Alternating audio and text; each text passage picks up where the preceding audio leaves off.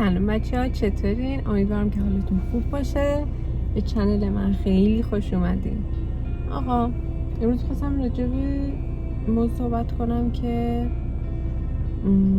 آیا آدم باید به هر قیمتی سر کارش بمونه؟ برام دغدغه شده بود، گفتم بیام با شما صحبت کنم، چون این روزا من خیلی درگیر این موضوعم که اینکه آدم دستش تو جیب خودش باشه دلیل بر اینه که خیلی چیزا رو تحمل کنیم که مثلا بقیه رفتار خیلی بدی باهات داشته باشن، سر کار اذیتت کنن، کارفرما باهات رفتار خیلی بدی داشته باشه به دلیل اینکه حالا اونجا کار میکنی، وقتای استراحتت هم ازت بخواد اینطوری باشه که تو نباشی دوستات هستن، ناراحتی میتونی بذاری بری، اونم فقط و فقط دلیلش پررو کردن کارفرما توسط بقیه نیروهاست. حالا من گله رو بکنم اینطوریه که چطور بابت یه سری نرم افزارا، کسایی که فتوشاپ بلدن، یه سری نرم افزارا بلدن میگن بازار خراب نکنین به هر قیمتی با قیمت‌های پایین، کاری که خیلی باید بابت زحمت بکشین و انجام ندین، با قیمت خیلی جزئی بهشون بدین، کارفرما به اصطلاح پررو میشه و توقع داره که پروژه‌های سنگین رو شما انجام بدین با یه قیمت خیلی ناچیز. حالا این اتفاق دقیقاً اینورم افتاده، اینطوری که مثلا یه سری از آدما حالا بنا به شرایطی که توش بزرگ شدن اینطوری که به هر قیمتی حاضرن فقط یه شغل داشته باشن، بعد بابت این میان هی به کارفرما آوانس میدن، یعنی خارج از مسئولیت و وظایفشون. نمیگم طرف کار خودش رو انجام نده، کم کاری بکنه، نه، منظورم اون نیست. اینکه شما مثلا قرارداد امضا کردی آقا من روزی 9 ساعت 8 ساعت 7 ساعت سر کارم و فقط بابت اون مسئولی، درسته؟ من خودم همکارم اینطوری بود، اینطوریه که هر وقت بهش میگفتن و حتی وقتایی که بهش نمیگفتن میرفت سر کار. به من خب سابقهش از من بیشتره دیگه، به من بقیه اینطوری تعریف کردم، گفتم وقتایی که این خانم شیفتش هم نبود، حالا واسه خودشیرینی هم که شده، خارج از شیفتش میومد که کارفرما رو ببینه بهش سلام بده. خیلی کار مسخره‌ایه، ولی خب چون یه مدت طولانی مثلا که دنبال کار میگشته دیگه، حالا فکر کرده چه اتفاق افتاده کار پیدا کرده، میومده هم وقتا خودشیرینی ها رو خارج از ساعت کارش و اینا میومده به دکتر ما خوش خدمتی میکرده، کار انجام نمیده، چاپلوسی میکردیم که بگم مثلا یه سری کارا رو حرفی انجام نمیده، نه، واقعیتش کار خودش هم درست انجام نمیده و من دارم کارش هم یر میکنم، ولی ایشون اینطوریه دیگه. بعد همین اتفاق باعث شده که جدا از وقتی که خودش به میل و اراده خودش میومد، کارفرما یه سری وقتا هم همینطوری چون خودش اون شیفت ما رو حضور نداشت، کارفرما شیفت ما حضور نداشت، تشریف مثلا زنگ میزن گفت فلانی فلان چیز به مشکل خورده پاشو بیا، اونم کار دیگه برای انجام دادن نداشت دیگه، تنها دغدغه‌اش تو زندگیش کار پیدا کردم، سریع باشه من میام و میومد و یهو روزی 14-15 ساعت میموند اونجا شیرین زبونه، تا اینکه من اومدم خیلی با این قضیه مشکل داشتم، چون واقعا کار داشتم، این سری کارا رو من خارج از ساعت کاریم انجام میدادم و این به هم ریختگی برنامه باعث میشد من به کارام نمیرسیدم، عقب میافتادم، بهشونم میگفتم اصلا اینطوری بود که انگار دارم واقعا به این زبان دیگه صحبت میکنم وقتی اینطوری حرف میزنم. چی؟ کلاس داری؟ چی؟ چه کاری داری؟ مگه تو مجرد نیستی؟ میگیری میخوابی دیگه؟ تو نه والا اینطوری نیست. بعد فرضاًم بگیریم آره من هیچ کار دیگه نمیکنم، من با شما صحبت کردم از فلان ساعت تا فلان ساعت بیام سر کار، خارج از اون حتی اگه بگیرم بخوابم من به کسی ربطی نداره. آقا سر این قضیه من خیلی به مشکل خوردم، یعنی اولین بومبستی که بهش خوردم همون همکارم بود که من به اون بفهمونم عزیز من ساعت کاری تو یه چیز مشخصیه، بیشتر از اون تشریف نیار، واسه سلام دادن، واسه دیدن، دلم تنگ شده واسه کارفرما، اصلا یه چرت و پرتایی میگم، دلم تنگ شده میخواستم ببینم فلان، نیا. چندین ماه نزدیک 1 سال طول کشید من به این بشر بفهمونم این کارو نکن. بازم تا یه تقه به تو میخورد زنگ میزدن. حالا یه سری کارا که پیش میمد دکتر مجبورمون میکرد بریم و میکنه همچنان. همینطوری هم مثلا امروز اینا فلانی میخواد ساندویچ بخر، پاشیم بیام. بابا نمیخوام من اون ساندویچو، دست سر من برداریم. یا زنگ میزنم فلان چیزو به فلانی بسپر، گفتم خب یادداشت بذار من میام سر کار ببینم. نه دیگه زنگ زدم بگم. یا مثلا زنگ میزدن میگم که فلانی من الان سر کلاسی بعد حرفشو میزد. براش مهم نبود، من کلاسم قطع شده الان در اومدم بیرون به مشکل، اصلا براش مهم نبود دیگه. خیلی خیلی گذشت، من هی اومدم گفتم مسخرهشون کردم، خیلی بخش بعضی وقت دیگه بهشون توهینم میکردم عملا که دیگه این کار زشته، چون با زبون خوش واقعا متوجه نمیشدم.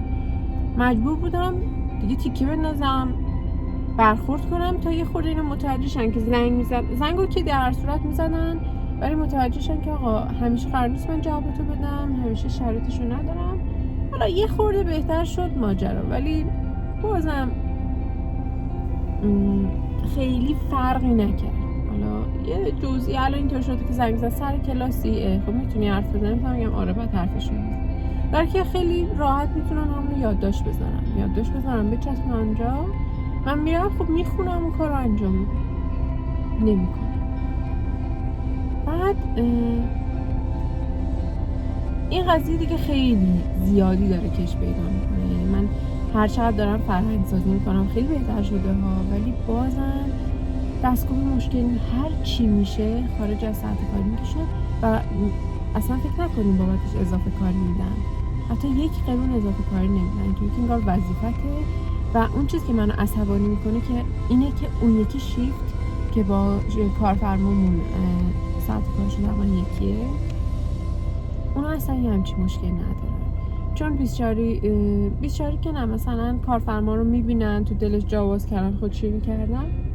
کارفرما تا حالا حتی یک بار پیش نیامده به اونا بگه فلان ساعت پاشیم بیاین اضافه برساز.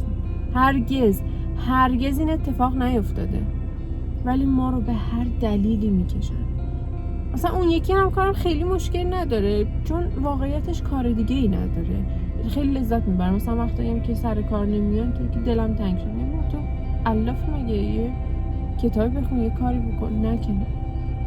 اون از اون که خیلی به فشار عصبی وارد میکنه. از این طرف هم بی‌مسئولیتی دوتا از همکاران دستگاه روشن میذارن میرن، نمیدونم کارشون رو درست انجام نمیدن. بعد کارای اونجا اینطوری که به هم دیگه ربط داره. یه سری از مثلا بعضی از همکاران کارشون کلا جداست، 0% با خودشونه، به من ربطی نداره. ولی یه سری از همکاران اینطوری که یه بخش خراب انجام میده من دچار مشکل میشم، چون بقیه‌اشو من بعد انجام میدم. من هی بعد به اینا بسپرم آها این کار بکن اون کارو بکن، یا اهمیت نمیدن یا بعضی وقتا مثلا خیلی پرخوش کنن اینطوری که باشه فلان باز دوباره کارکشی میکنن. بعد من خیلی دیگه داره روم تاثیر میذاره به طوری که تو زندگی شخصیم دارم مشکل میکنم. وقتی که خونم عصبیم، اصلا تحمل شنیدن هیچ صدایی رو ندارم، با اعضای خانواده دعوا میشه چون همش دارم با اونا میجنگم، انرژی برام نمیمونه. بعد فقط هم سم دیگه وارد بدنم میشه با بحث کردن این چیزا. مثلا یه سری کارهای احمقانه میکنن، میام باشون با زبون خوش میگم فلانی فلان لغت که مربوط به این آزمایشه، یه روز سیستم خرابه مثلا مجبورم دستی نویسم، اشتباه مینویسه، این همه سال سابقه داره، میگم درستش اینه اینطوری. حالا هرچی اصلا میدونستم چه اهمیتی داره. بعد دیوانم میکنن. خب دارم بهت اینو یاد میدم درست بنویس، نه آبروی خودت بره نه آبروی اینجا بره. اصلا تازه منم مسخره میکنن واسه چی زبان میخونی؟ به چه دردت میخوره؟ چرا ازدواج نمیکنی؟ خلاصه یه به اینجام رسیده. اصلا بدونم که آیا شما اینطورین؟ آیا شما از این مشکلات دارین سر کار؟ باید تحمل کرد؟ نباید تحمل کرد؟ چون آدم ها اینطوریه که مثلا من 2 نظر میشم، یه سری اینطوریه که هر جا بری همینه، تحمل کن، باش کنار بیا، چون در هر صورت محیط کاری این شکلیه. یه سری اینطوریه که نه، کی گفته شما اگه میبینی جایی برات ارزش قائل نیستن محیطو ترک کن، انقدر بگرد تا جایی که مناسب با تو باشه رو پیدا میکنی. منم موندم، نمیدونم کدومش رو انتخاب کنم. از طرف نمیتونم دیگه تحمل کنم، از طرف نگردم میگم نکن اشتباه کنم با ترک کردن اینجا. بعد اینکه من یادم قبلا اینطوری بود که اگر که توی محیطی قرار میگرفتم، اگر از 2 نفر بالاتر بودم، از 3 نفر لااقل پایین‌تر بودم، بعد این باعث میشد من تلاش میکردم، چون یه خورده به آدم احساس حقارت دست میداد، دوست داشتی خب تلاش کنی به اون یارو برسی، پویا بودی در حرکت. اینجا اولین تجربه‌مه که اینقدر دچار سکون و سکوت و حالت مردابوار شدم. نه تنها به جلو حرکت نمی کنم، تازه دارم به پایینم کشیده میشم. بابت تلاشایی که میکنم به سخره گرفته میشم، تحقیر میشم. حتی جدا از این که بگم حرف میشنوم، عملاً باعث میشن که من کارا رو انجام ندم. بگم وقت آزادم ازم میگیرن، تایمای استراحت همو به چرت و پرت حروم میکنن. بعد میگم قبلا یادم نمیره مثلا اینطوری نبود، چون میدونین توی محیطی که قرار بگیری که آدم ها ازت بالاتر باشن یه تعداد، میگم باعث میشه که تلاش کنی، پیشرفت کنی، آخرش هم تو از نتیجه راضی، با اینکه در طول مسیر اذیت شد. اینجا کاملا برعکسه، میکشن پایین. واسه همین میخوام بدونم شما چی کار میکنین توی همچین مواقعی؟ شده تا حالا براتون پیش بیاد اون محیطو ترک کردین، ترک نکردین، تونستین با همکارا به یه توافقی برسین؟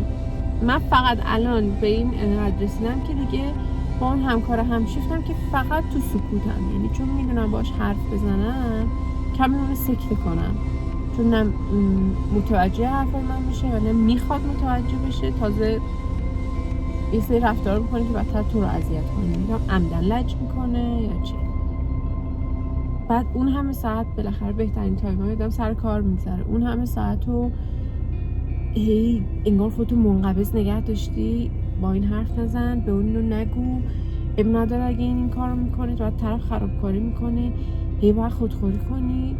این آیا اون مبلغی که آدم در ازای حقوقش دریافت میکنه ارزششو داره؟